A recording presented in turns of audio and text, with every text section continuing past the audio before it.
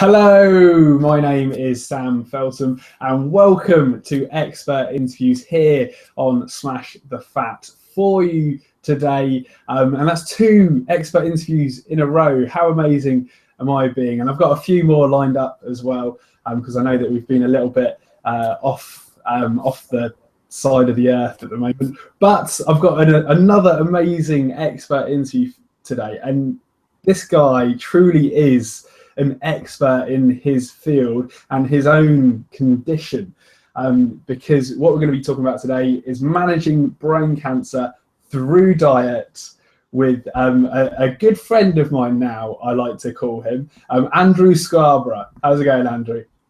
Really good, thanks. I've just had a pretty busy day at university, talking to lecturers about ketogenic diets and hyperbaric oxygen therapy to try and get some of my research put forward. So it's pretty exciting. It's exciting times at the moment. I mean, pretty full on as well, by the sounds of things, with all that you've got going on politically as well as intellectually, by the sounds of things. Yeah. With campaigning to become the disability officer, is it, or something? Oh yeah, that's something I'm doing in my spare time. Yeah. I don't have much spare time to do. Yeah, I don't have much spare time to do much else. So, I enjoy it. So it's good. Fantastic.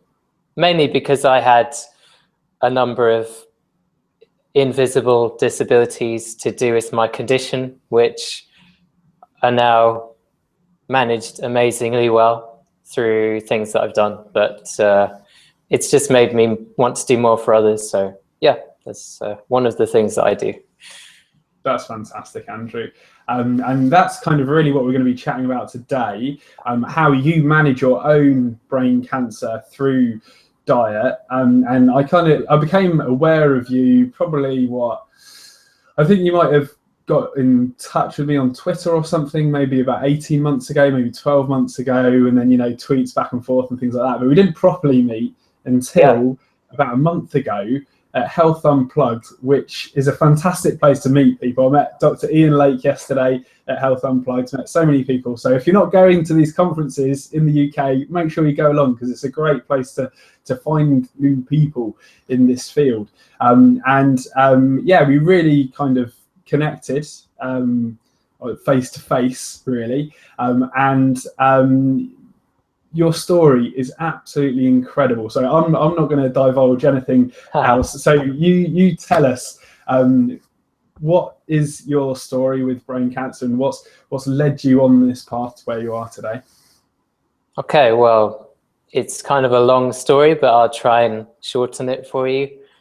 2.5 years ago, I guess it's just over 2.5 years now, I was diagnosed with an anaplastic astrocytoma, which is a high-grade glioma. It has quite a poor prognosis, but it can vary anywhere from, I don't like to say timescales, but anywhere from 2 years to 5, 6, 8.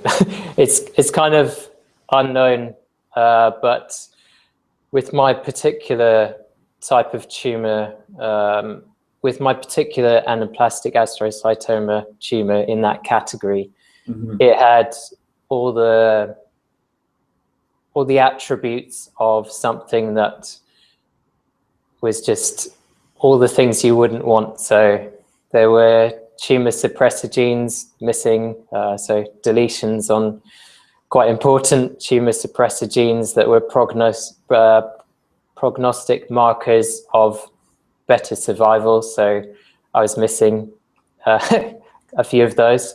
I had what's one of the main preferential genes missing. Also, it was IDH1 negative, which is also, if you know about these high-grade gliomas, that's not necessarily a good thing in terms of if you were to decide to have treatment. So if we go back to when I was diagnosed after I had months of migraines. I was actually studying a master's in nutritional therapy at the time, and I'd learned about the ketogenic diet as a treatment that has been used for nearly a century with drug-resistant epilepsy in clinical use. And I was learning about alongside that, I was learning about its potential as a treatment for brain cancer. And I thought, oh, this is ridiculous. It's interesting, but it sounds bizarre. Why aren't we woo-woo? Total woo-woo. Yeah, I was just thinking, why aren't we talking about this if we've known about this for so long, and why hasn't it been transferred to brain cancer when so many patients have epilepsy with brain cancer? So I kind of just thought, well, that's interesting. And then I didn't realize that I was then going to be diagnosed with brain cancer. Wow. Which came as a bit of a shock. So after having after having a few months of migraines that just got more and more severe, had a heavy head, and there was a nasty strain of flu going around at the time. So I thought, oh, I've just got the flu.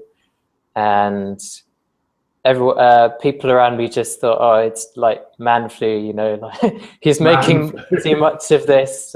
Serious case of man flu. Yeah.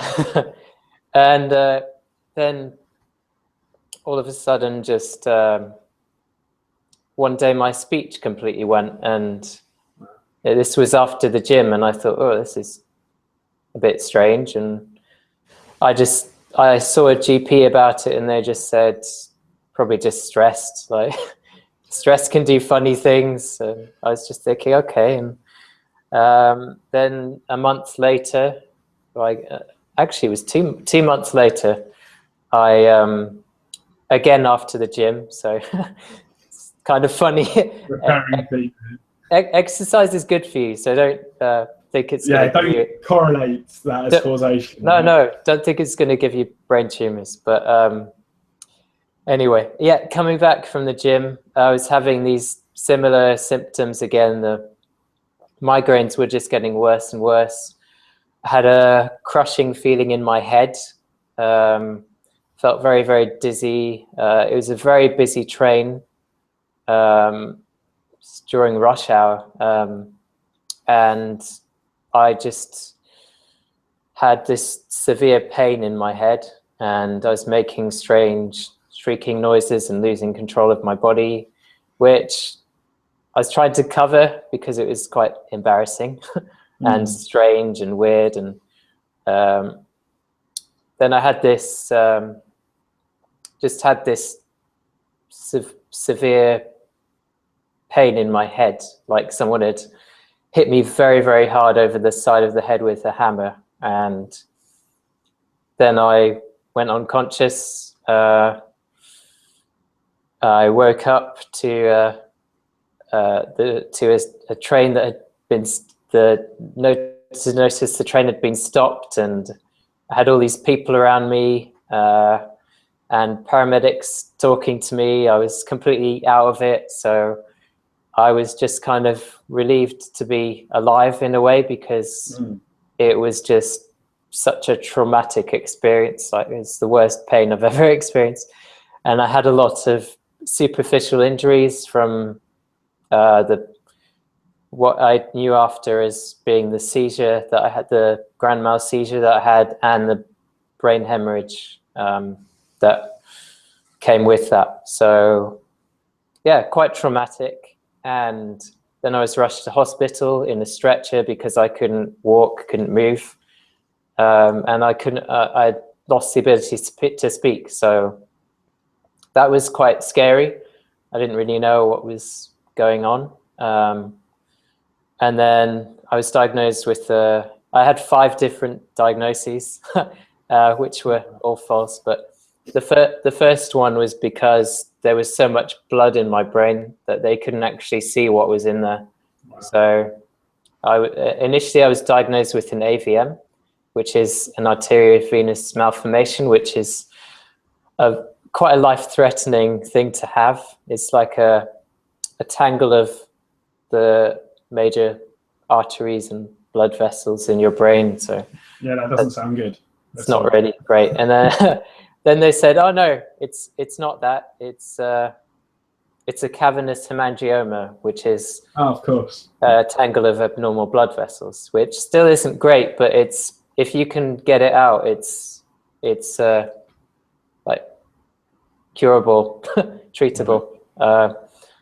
But unfortunately for me, it wasn't that. So it wasn't until 6 weeks after I had the operation to have it removed that we understood that it was actually, well, 6 weeks after the operation, I was given a phone call to say that it was actually high-grade glioma, and I didn't know what that was at the time exactly. Yeah, and so I kind of knew little bits and pieces, but I was just told it's this kind of tumor, and it's treatable but not curable, and it's, come in straight away. We've got an appointment on Tuesday to talk about chemotherapy and radiation. Wow. So yeah, and then after that I had because I was so terrified and I didn't know too much, I didn't think I had many options. I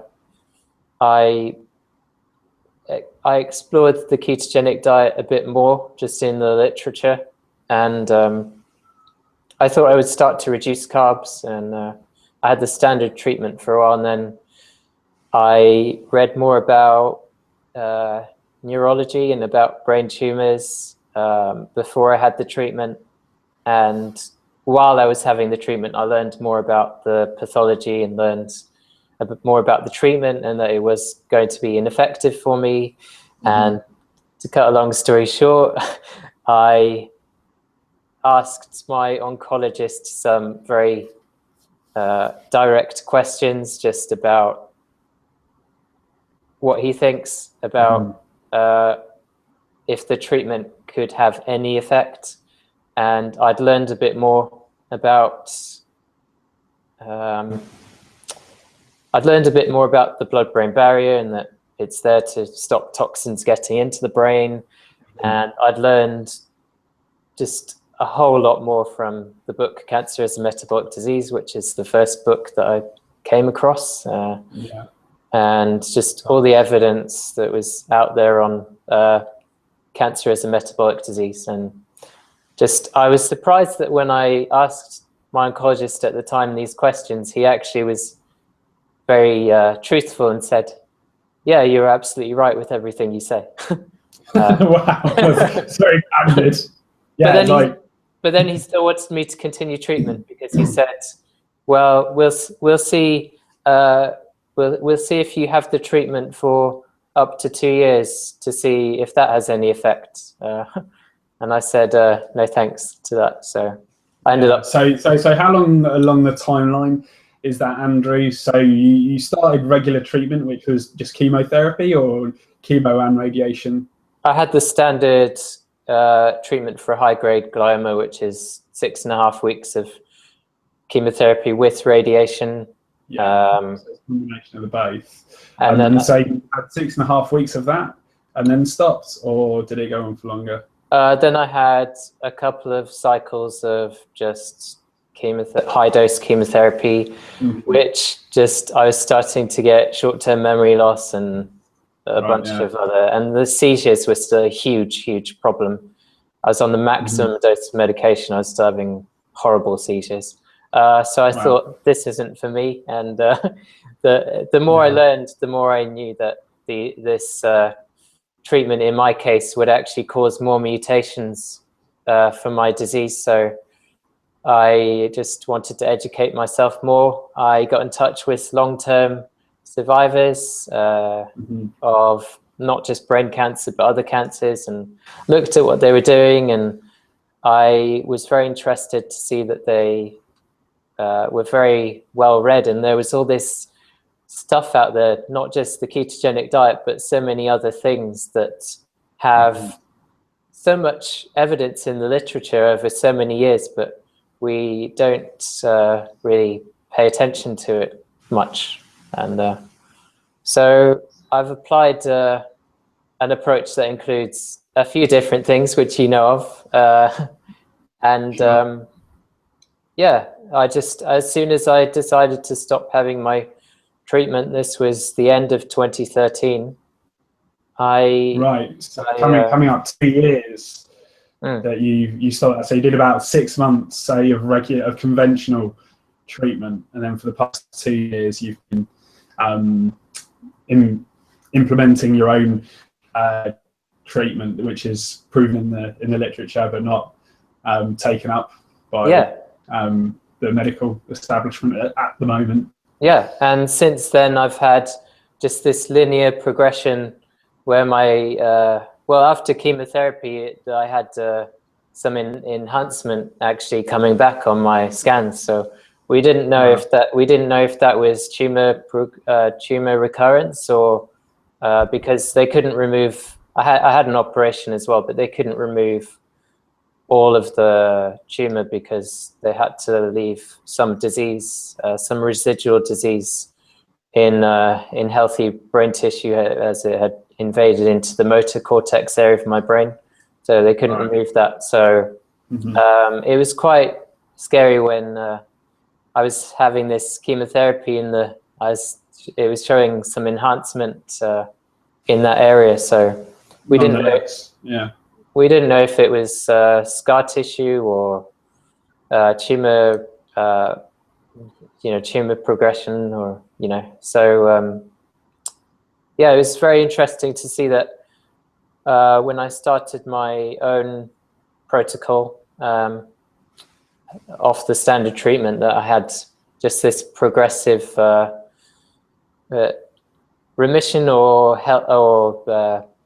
just reduction in the size of the tumor, or healing of the scar tissue, if it was scar tissue, which even if people are maybe saying to me, oh, well, we don't know if that was tumor or not, the healing that I've had is quite significant in a short space of time and not typical. But also the control of the epilepsy, when I was told by 5 different neurologists that I was crazy to even reduce, and they wanted to increase my medication. And I was on the maximum dose of 2 different, very strong types of anti-epileptic drugs. And not one of them was willing to recommend trying the ketogenic diet, at least? No, the standard responses I got were that it doesn't work for adults. I've had 2 examples, in fact, on this very show. Mike Dancer and Emma Williams' son. So it's like, yeah, exactly, nonsense. And there's also this theory that it doesn't work for brain tumor related epilepsy, which is if you had a massive tumor in there, you might still have seizures, but you would have maybe less seizure frequency or less severity. Yeah, the severity would be lessened, and that's really important. So yeah, absolutely. So just so the folks that are listening and watching, so what specifically are you doing for your own treatment on a daily basis and a weekly basis, in fact? Okay, well, I'll go over a typical day for you. That might help. So yes, a typical day, I start with a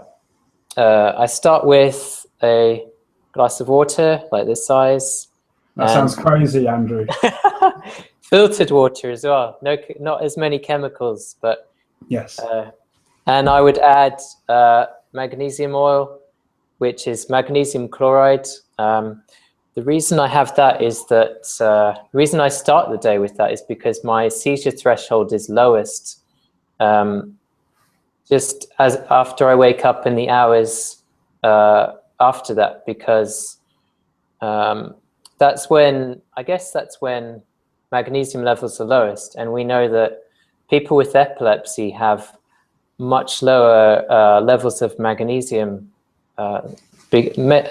partly because of the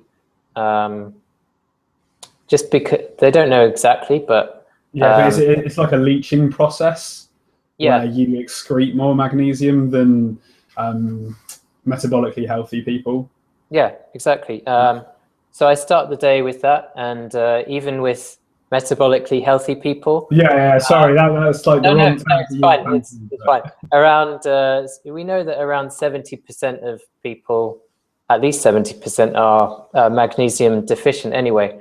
So it's extremely important for over 300 enzymic reactions in the body. So so I start the day with magnesium chloride mixed with water.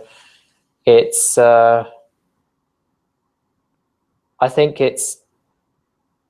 everyone with epilepsy should kind of know about that, because especially if patients are on medication that actually causes further magnesium deficiency, which increases seizure risk. So it's so they put you on more medication if you were to have a breakthrough seizure from magnesium deficiency.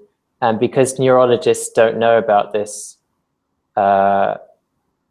they would never think that's a contributing factor, unfortunately. So yeah, start the day with my magnesium chloride and water. I also I have it here with me actually. I have this supplement, which is it's all it is a liquid form of vitamin D3 with K2, because they work together, and that has quite powerful anticonvulsant effects as well as just combating vitamin D deficiency, which most of us have. And it's also useful for the immune system, and it's useful for any kind of cancer. So I would recommend that. So I start the day with I start the day with my magnesium and my vitamin D with K2. The main reasons are that it has benefits that are anti-epileptic without taking drugs. So there's some of my that's replacing my medication. So I wouldn't say I'm off medication, because that's my medication now. And another thing I also do sometimes to combat dawn phenomenon, which is you kind of get higher blood sugar levels at a certain point in the day, even if you're on a ketogenic diet, at usually in the afternoon kind of time, just after, like, well, for me at least. Because obviously it's called the dawn phenomenon, because most notably it happens a lot with people that are insulin resistant, that first thing in the morning they've got skyrocketing high blood sugar, even though they've been fasting for the past 8 to 10 hours. I don't actually get that at all, but because my blood sugar levels are so ridiculously low, I just like to have a competition with myself to keep them stupidly low, where if anyone else was to have them that low, they'd probably be passed out on the floor or dead. So but because my ketones are consistently so high, I like to do that. And I occasionally take this, so it's exogenous ketones. So that's the Keto Force. So that's beta hydroxybutyrate. And that helps me if I try to do exercise, because exercise is a massive seizure trigger for me. So it enables me to push myself a bit more. And that's my morning.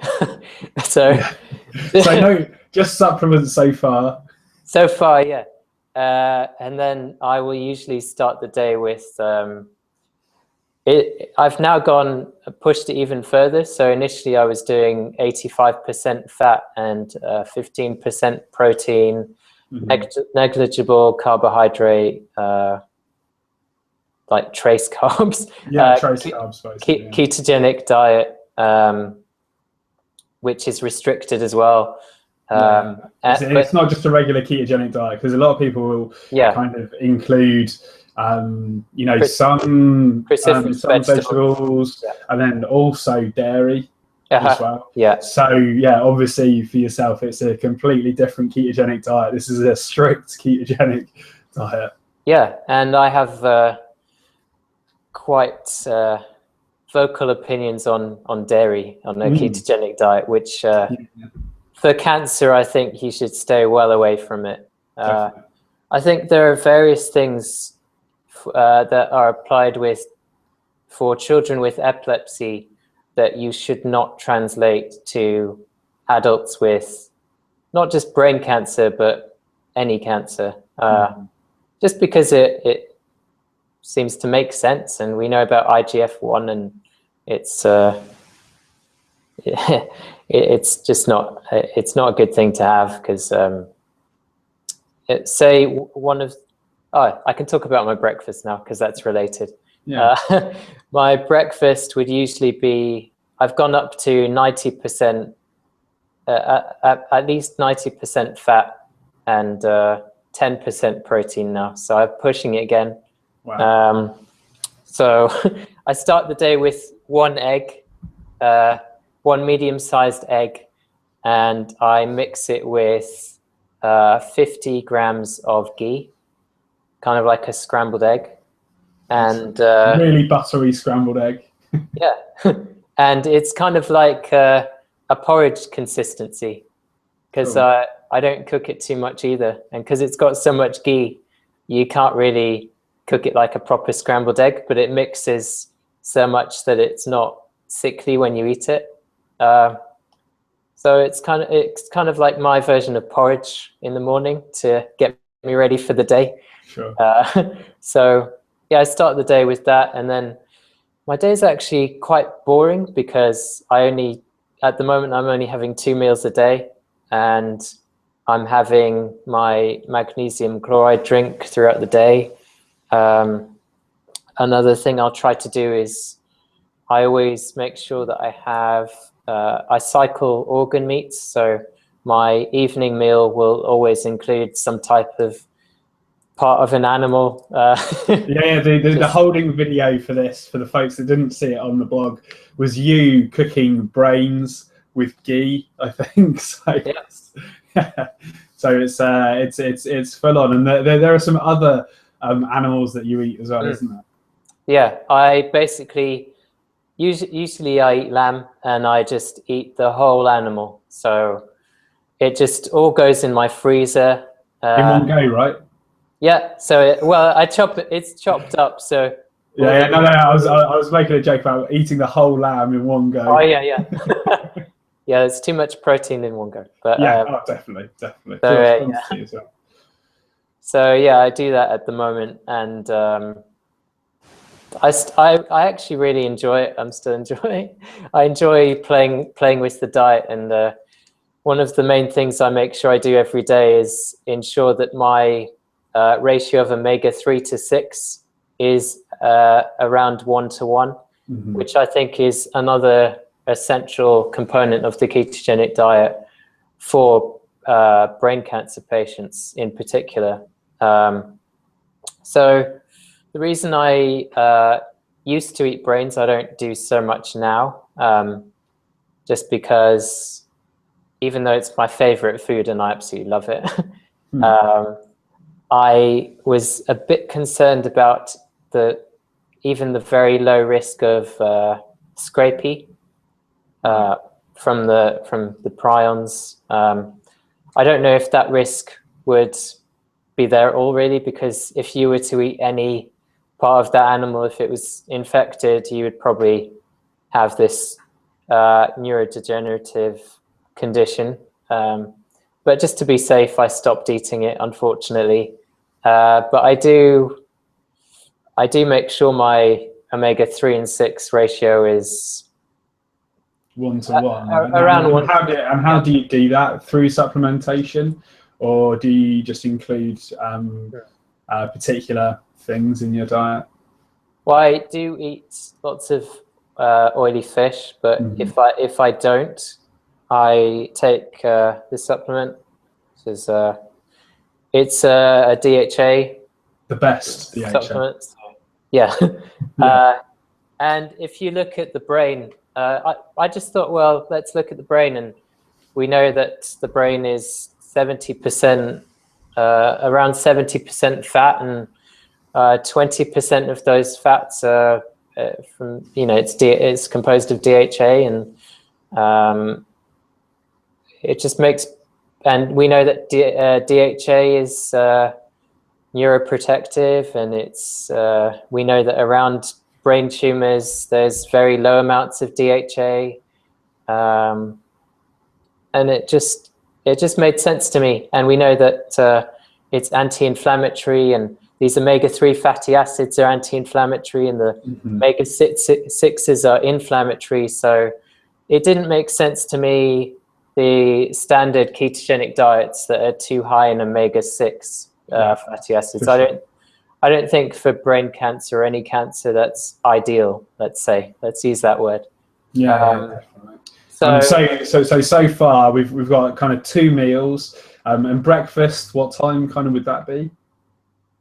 It depends on whether I decide to eat breakfast or not, because whether you're hungry or not. Yeah, I never get hungry. I occasionally do, but not like starving hungry. Not like, oh, I'm craving this. Not ravenous. No, I never really crave anything, but I typically eat 2 meals a day, sometimes 3 if I feel like it. So yeah, usually just organ meats or insects is another thing I eat. I have that to replace nuts on a ketogenic diet. Because you do get a lot of the nutrients that you can get from nuts. So you can get insects very high in magnesium, and just without the carbohydrate, right? Well, you do get carbohydrate, but it's all fiber. It's all the animal fiber from just the exoskeleton of the insects. But I tend to just have the fatty insects I get from reptile shops, and then I tried breeding them for a while, but they kept dying because it was too cold or too hot. But I do get them alive, and then I just stick them in the freezer. I used to cook them, but then it gave me problems with my digestion. So now I just freeze them and then give them a little wash and just eat them raw. So I enjoy them. That's awesome. Yeah. So that's kind of the diet side of things. And what else are you doing on top of that? Because this is an important part, I think, as well. Yeah, it's hugely important. So I tried a number of things, like experimentally. I used to take melatonin, but I don't need to. So more, that has a number of anti-cancer benefits. Not so much for gliomas, actually, but more for the more hormonal cancers like breast and prostate cancer. But it does have some benefits, so I toyed around with that for a while. But then my sleep cycles are so good now that I don't think I need to think about that. And I think the ketogenic diet helps you with that anyway. So I don't really need to take that. Another thing that I do, which I learned about the hard way, but I'm glad it was a lesson I learned, is that I take potassium citrate. This is actually from Germany, because I couldn't find one here that didn't have sugar in it or terrible ingredients. So I take that because I learned the hard way that if you're in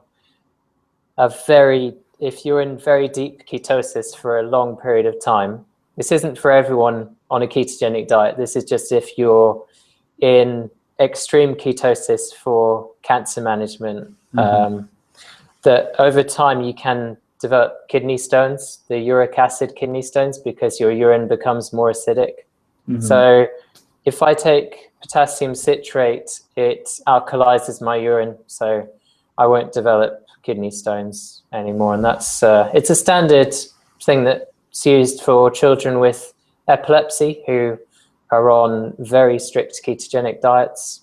And so yeah, my ketogenic diet is copying most of the animal studies rather than copying the human studies that are mainly case studies that are going on, because they're trying to, humans are not as compliant as animals, so unfortunately not.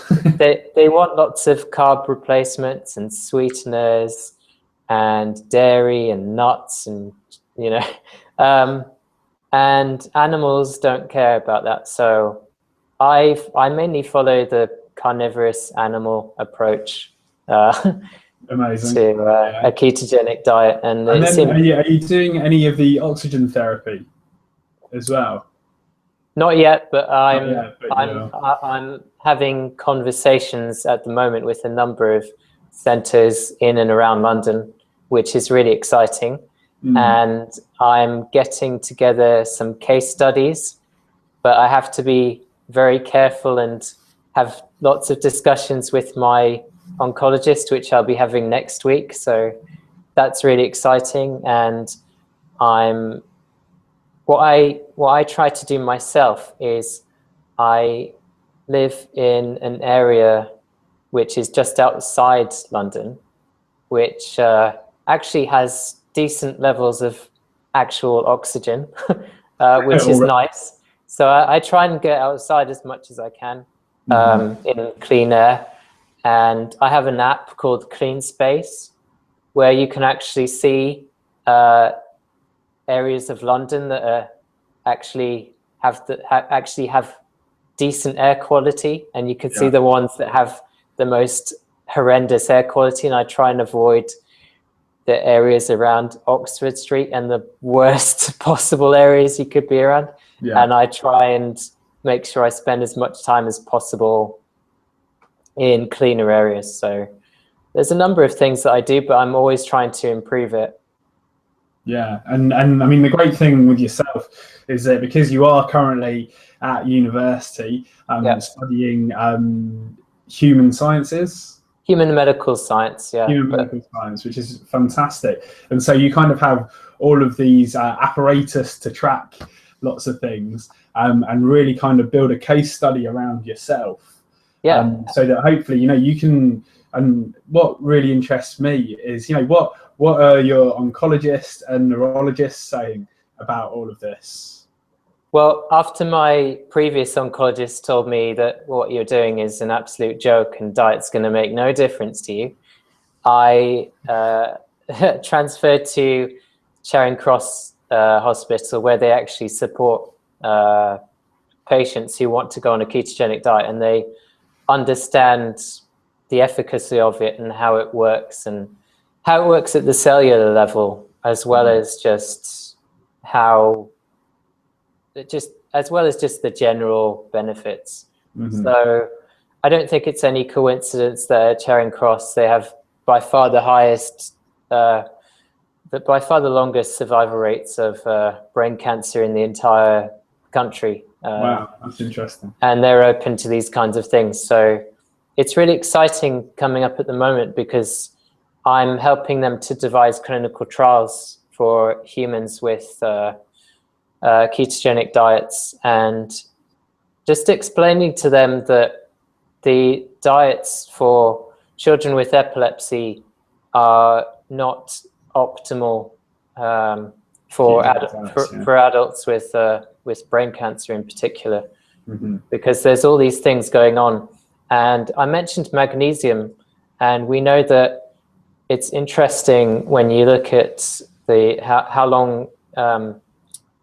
If we look at how long ketogenic diets have been used clinically, it's nearly a century now, and we know that with magnesium sulfate has been used for nearly the same amount of time, nearly a century of use for preeclampsia.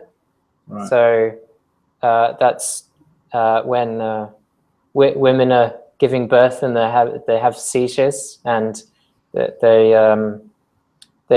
would often, it's kind of a standard thing that has been there for a long time, where they have magnesium sulfate, and it stops their seizures. And I have a few studies that I've collected on magnesium chloride where the same thing happens. And because of how magnesium chloride is, it's actually it can be used very easily, and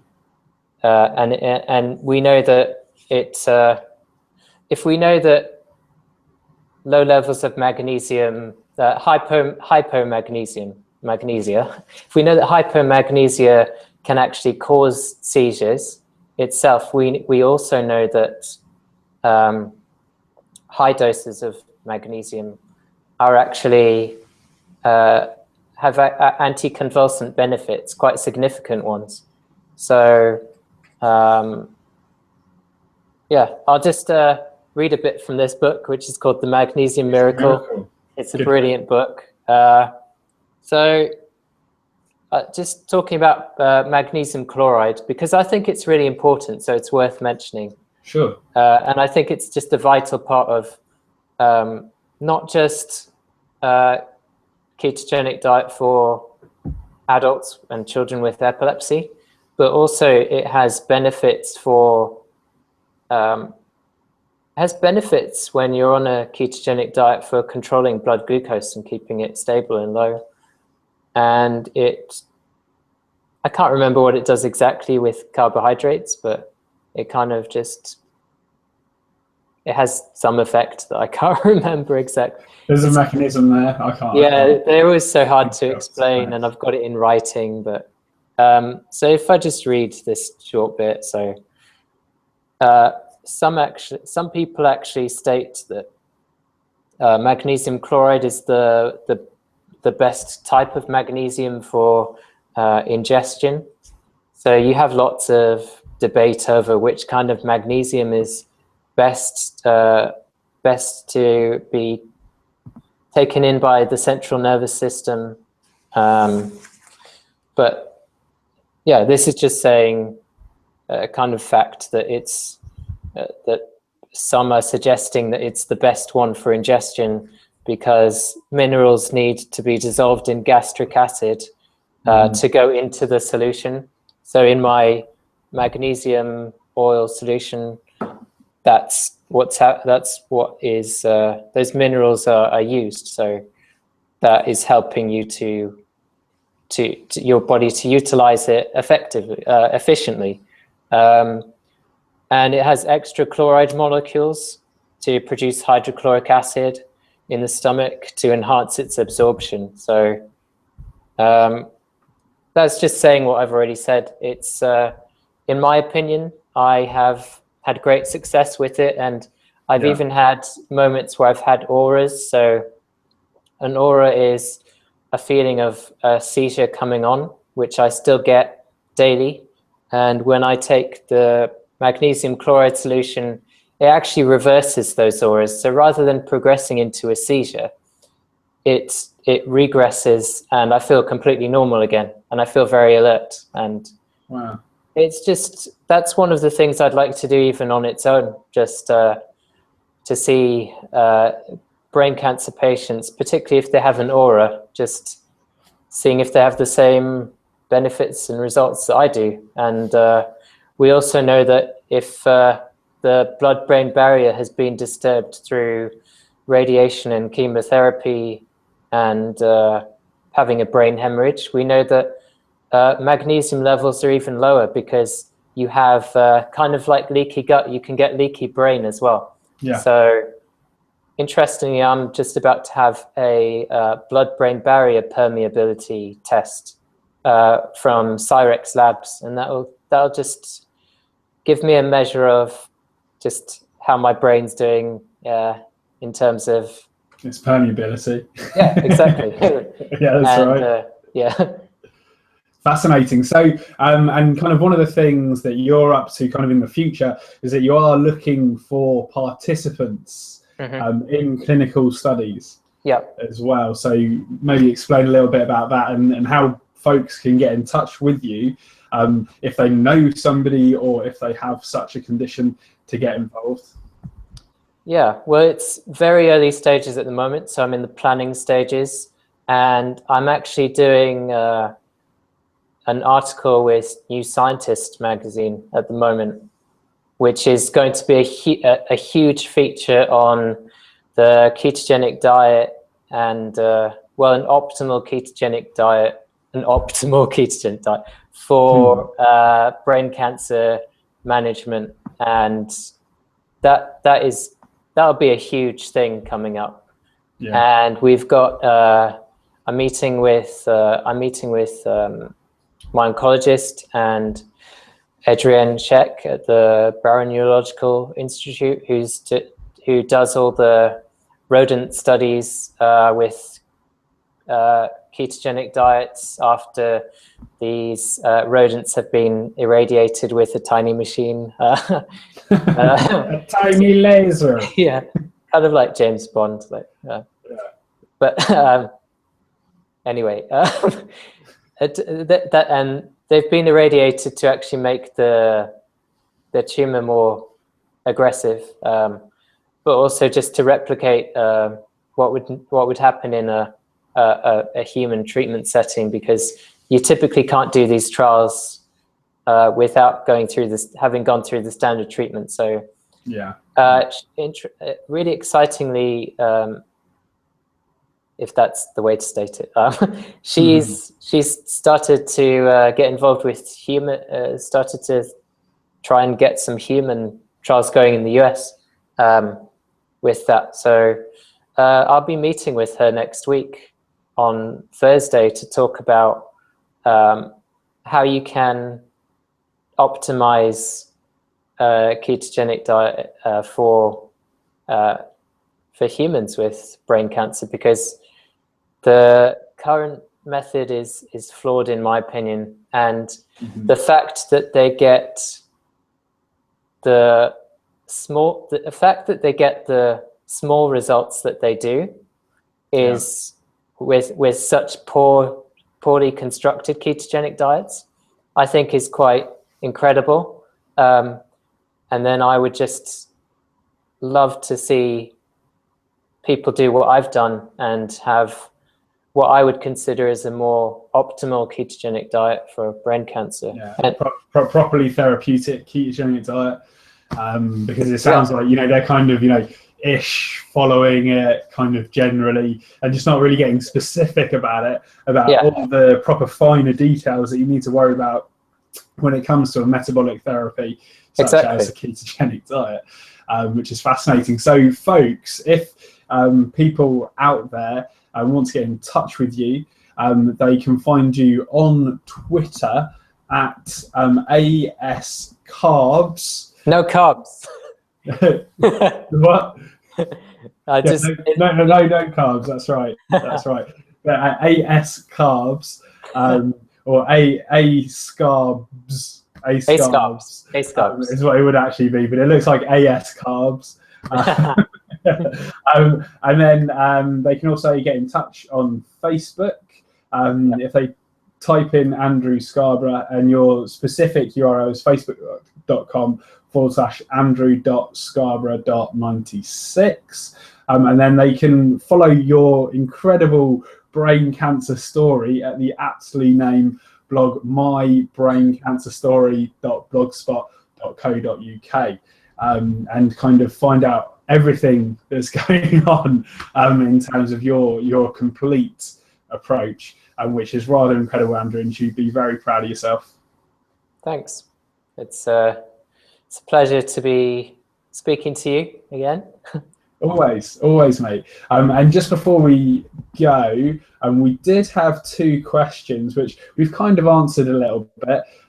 But on Twitter, Absolute Nutrition asked, what are your thoughts on dairy and ketogenic diets for cancer? I think generally your thoughts are that you should stay away from it. But I just want you to clarify with ghee, what's the difference with ghee there, so folks at home can kind of understand that if they're thinking, but ghee is from cows, what are you going about?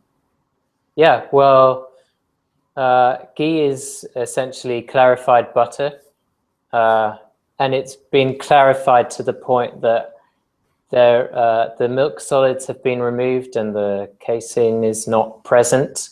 So I find even when I made the switch from butter to ghee, that my blood ketones actually were significantly higher than they were when I was consuming butter. And it's also, I find for me, it's also more, what's the word? Satiating. Yeah. So I was a main component of a main attribute of my ketogenic diet, especially I would say for any ketogenic diet for cancer, it should be calorie restricted. So I only typically consume about 1,600 calories a day. And having ghee instead of butter helps tremendously with that. And and the reason that you can use ghee is because the potentially problematic components of kind of casein and possibly whey, does that make any difference to you, do you think? Have basically been removed from it, and it's essentially just fat. And it's important to note to people watching that it's important to restrict protein on this diet as well, because people oversimplify all this and say sugar feeds cancer, but it's much more complex than that. You need to ideally epigenesis, I don't know. So glutamine is very important. You have some cancers that actually use glutamine more as the predominant fuel than they do glucose. And it was useful for me to know that my tumor, when the blood had dissipated, was actually a tumor that glowed a lot. So it was glowing like a Christmas tree. So that indicates that it was using glucose theoretically as its primary source of fuel. So restricting carbs potentially had a massive benefit through that. And I also did some therapeutic fasts, which I don't do as often now, but I would encourage other people to do. I don't do it as often now because I have almost no, very, very little body fat on me. You waste away otherwise, and it's probably not necessary. So perhaps at the beginning of a metabolic treatment, it would be very useful to do that. Exactly. But kind of as you kind of get into the long haul of a metabolic management therapy, then maybe it's not so necessary. Our second question, again on Twitter by Rafi, asks what aspects of your diet and lifestyle do you think are universally applicable to everyone for health and performance? Which I think is a very interesting question. Okay. Well, I don't really care about everyone, but no, it's all about me. No, all about the cancer patients. But that's true. For everyone, I would just not think too much about it, just because dairy isn't such a bad thing for the majority of people, especially if they're not lactose intolerant. And it can be a great source of vitamin K2 as well, which is a good thing to have. But yeah, it's a good question. But I would say that. Do you think ketosis should kind of be part of everybody's kind of regime. I mean, it is to a certain extent. Yeah, everybody. But do you think people should get more kind of get more into ketosis or cyclical ketosis? I'm not sure about cyclical ketosis, but I think that people should try and at least be in mild ketosis as much as they can, just because it just feels like a very natural thing. And my mum has more of a paleo kind of diet, and she seems to be in mild ketosis all the time. So, wow. And that's without any effort. She doesn't count macros or pay too much attention to just weighing things out. She just makes sure she has more fat than carbs and moderate protein, and I think that's how people should do it. So just making sure people base their diets more around fats, and especially having more omega-3 in their diet. Typically, I would say that with most, we know that with the standard Western diets, that people have around a 40-to-1 ratio in favor of omega-6 fatty acids rather than omega-3, and that's pretty huge. So I would try and